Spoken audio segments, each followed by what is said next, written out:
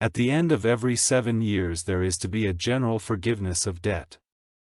This is how it is to be done. Every creditor is to give up his right to whatever he has let his neighbor have. He is not to make his neighbor, his countryman, give it back, because a general forgiveness has been ordered by the Lord.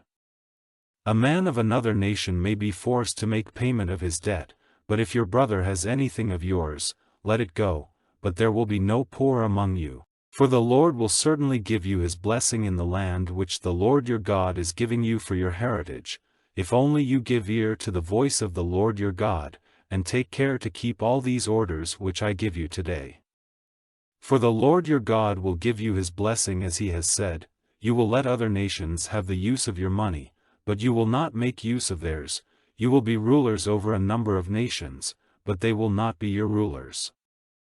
If in any of your towns in the land which the Lord your God is giving you, there is a poor man, one of your countrymen, do not let your heart be hard or your hand shut to him, but let your hand be open to give him the use of whatever he is in need of.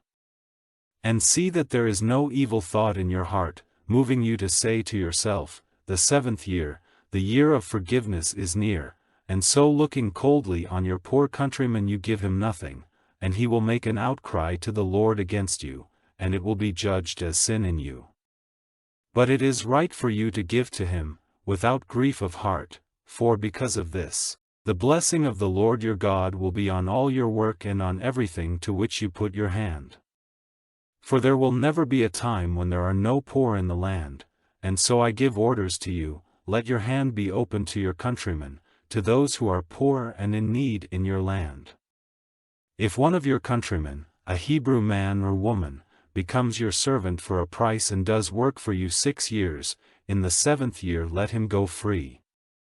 And when you make him free, do not let him go away with nothing in his hands, but give him freely from your flock and from your grain and your wine, in the measure of the wealth which the Lord your God has given you, you are to give to him.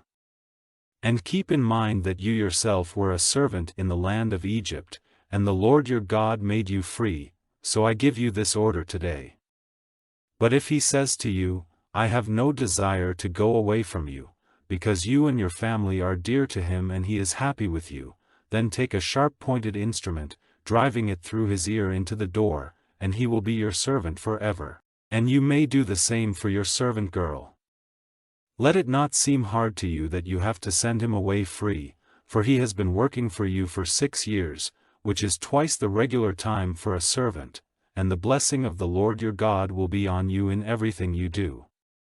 All the first males to come to birth in your herd and your flock are to be holy to the Lord your God. The first birth of your ox is not to be used for work, the wool of your first lamb is not to be cut. But year by year you and all your house are to take a meal of it before the Lord, in the place of his selection. But if it has any mark on it, if it is blind or has damaged legs, or if there is anything wrong with it, it may not be offered to the Lord your God. It may be used for food in your houses, the unclean and the clean may take of it, as of the gazelle and the roe. Only do not take its blood for food, but let it be drained out on the earth like water.